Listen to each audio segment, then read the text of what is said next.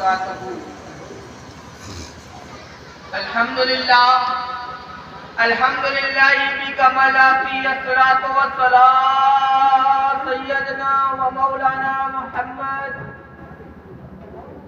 فاطما في تفسيراتي عليا في درجاتي حسنا في صفاتي شهيدا في تجلياتي زين العابدين بعباداتي باقر العلوم بمعلوماتي صادق الاقوال قاضم الاحوال متمكنا على مقام الرضا جوادا كفوه عند العطاء نقيا من الذنوب تقيا من الله علام الغيوب عسكريا مع الغزاة هاديا الى طريق النجات مهديا الى صراط اليقين وعلى آله الطيبين والطاهرين واصحابه اجمعين خصوصا على بدیع الدین مدار العالمین.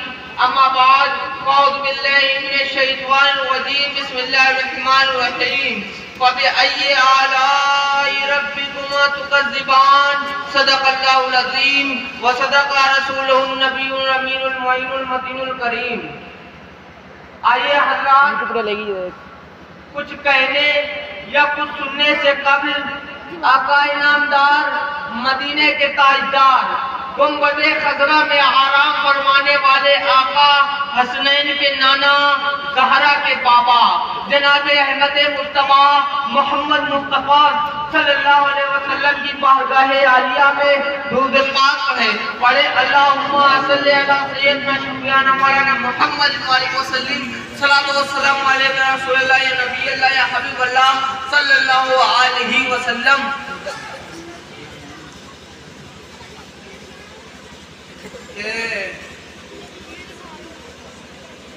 دوری طیبہ ہے کیا اور حاضری کیا چیز ہے. دوری طیبہ ہے کیا اور حاضری کیا چیز ہے. ہم سے پوچھو موت کیا ہے زندگی کیا چیز ہے. ہم سے پوچھو موت کیا ہے زندگی کیا چیز ہے. اور حضرت صدیق اکبر بھی بتائیں گے یہ راز. حضرت صدیق اکبر بھی بتائیں گے یہ راز. دولت دنیا ہے کیا اور مفلسی کیا چیز ہے. دولت دنیا ہے کیا اور مفلسی کیا چیز ہے.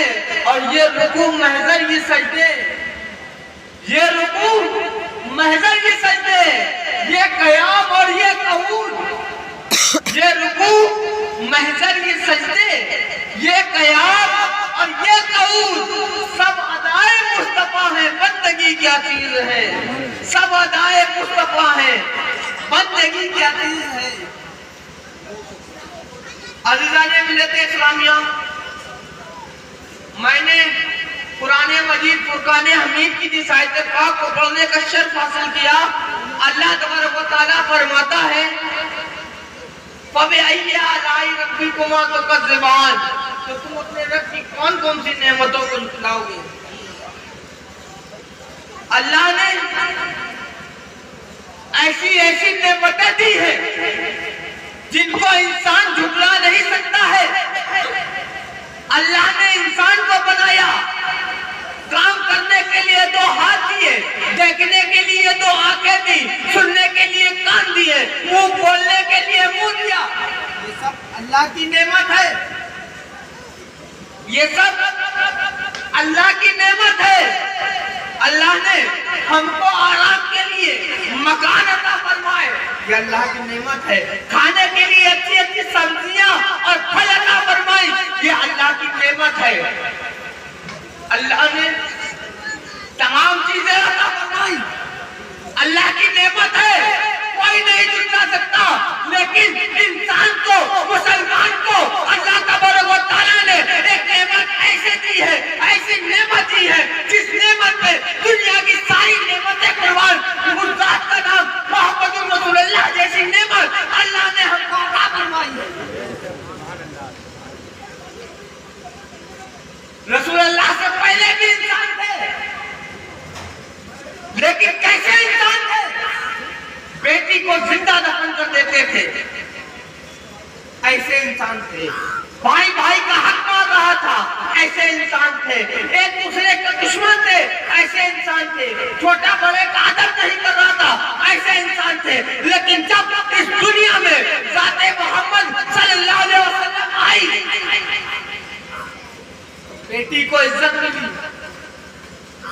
انسان کو برابری کا درجہ ملا، بھائی سے محبت پیدا ہوئی. ہم کو انسان بنایا ہے محمد رسول اللہ نے. ہم تو حیوانوں سے بدتر زندگی گزار رہے تھے. ہمارے لیے سب سے بڑی نعمت کملی والے آقا ہیں. اب میرے آقا امام الانبیاء ہیں، جو سردار انبیاء ہیں، جنہوں نے انبیاء کی امامت فرمائی، جنہوں نے انبیاء کی امامت فرمائی. کوئی بھی نبی ہو اس کا امام میرا نبی ہے. حضرت آدم ہے، ان کا امام میرا نبی ہے. حضرت شیش ہے، ان کا امام میرا نبی ہے. حضرت صالح ہے، ان کا امام میرا نبی ہے. حضرت یحییٰ ہے، ان کا امام میرا نبی ہے. حضرت زکریا ہے، ان کا امام میرا نبی ہے. حضرت داؤد ہے، ان کا امام میرا نبی ہے. حضرت ابراہیم ہے، ان کا امام میرا نبی ہے. حضرت اسماعیل ہے، ان کا امام میرا نبی ہے. حضرت یعقوب ہے، ان کا امام میرا نبی ہے. حضرت یوسف ہے، ان کا امام میرا نبی ہے. حضرت عیسیٰ ہے، ان کا امام میرا نبی ہے. حضرت موسیٰ ہے، ان کا امام میرا نبی ہے. خز کے 1,24,000 انبیاء اکرام ہے، سب کا امام میرا نبی ہے.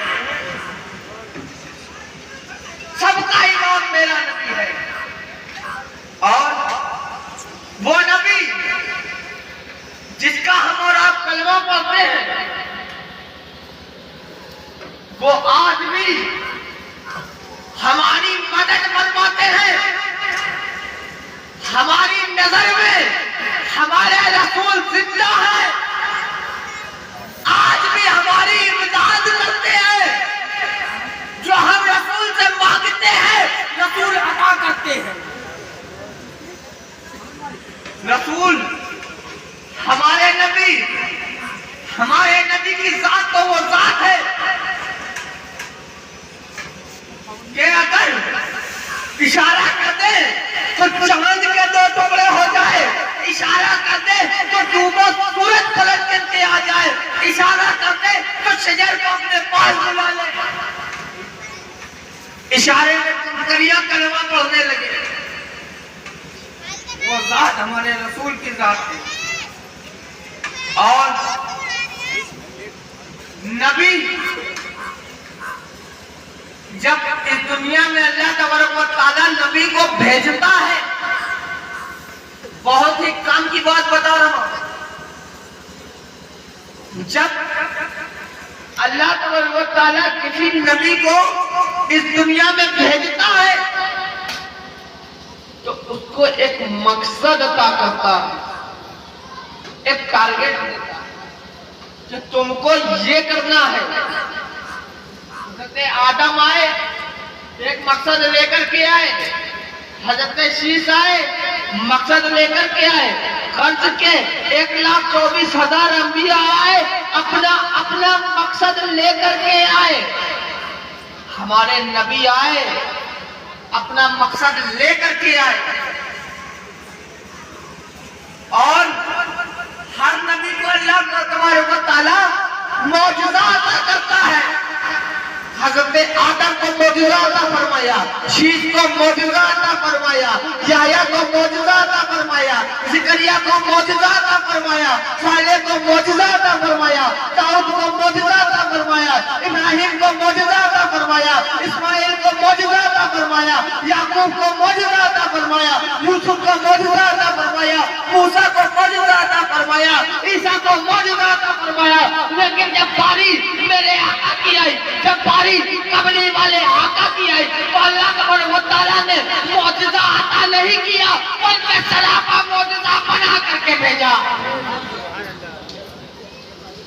سراپا معجزہ بنا کر کے بھیجا. ایک مقصد دے کر کے بھیجا. وہ مقصد کیا تھا؟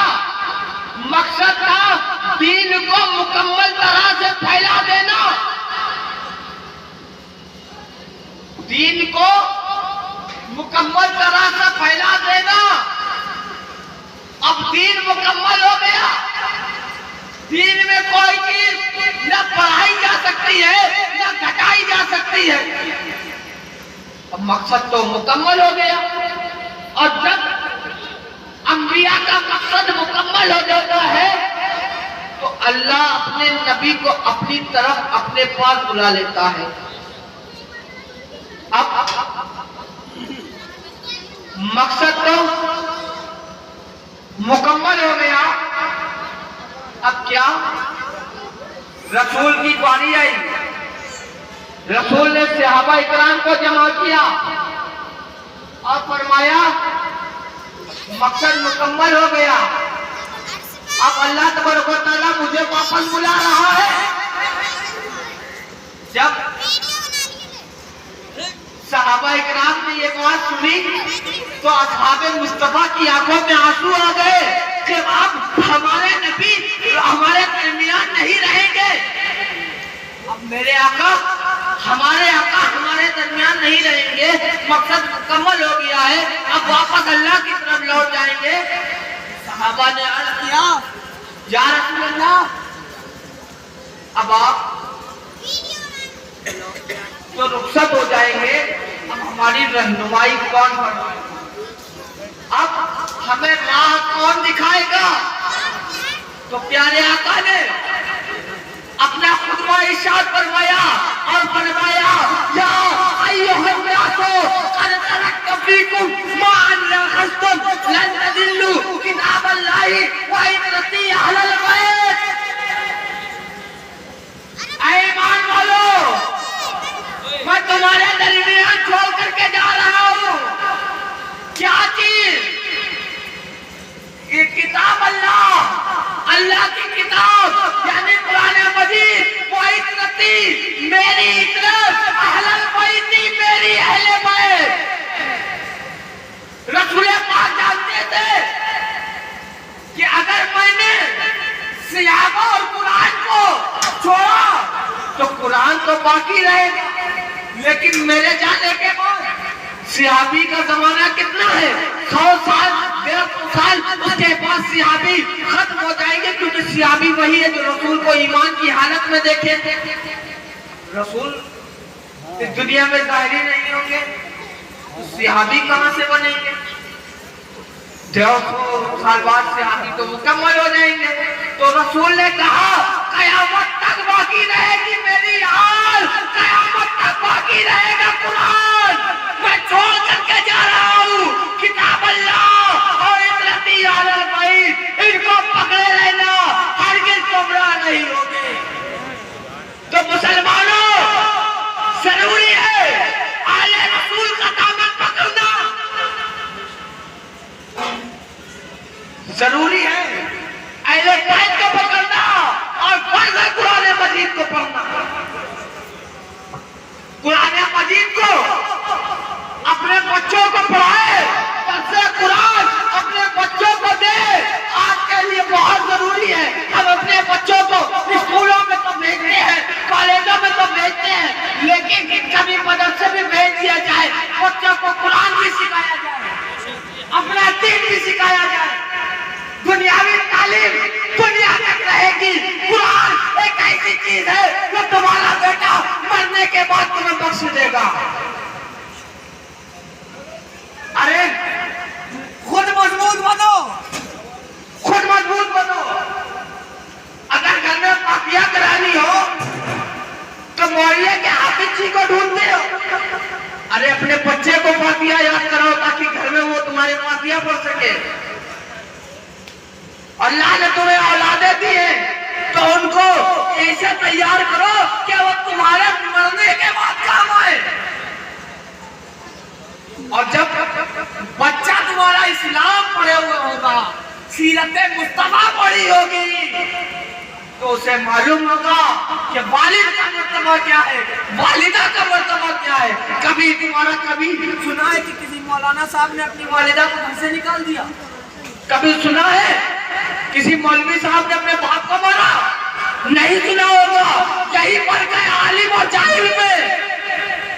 اپنے بچوں کو عالم بناؤ, اپنے بچوں کو قرآن سکھاؤ, اپنے بچوں کو دین اسلام سکھاؤ کہ پرواہ نہیں اس کی کہ دنیا اس ستم آ رہا ہے. یہ آس اگر پوری ہر ظلم گوارا ہے, فہرست غلاموں کی جب پیش خدا جائے سرکار یہ فرما دے ہاں یہ بھی ہمارا ہے, ہاں یہ بھی ہمارا ہے. وما لنا الا البلاغ.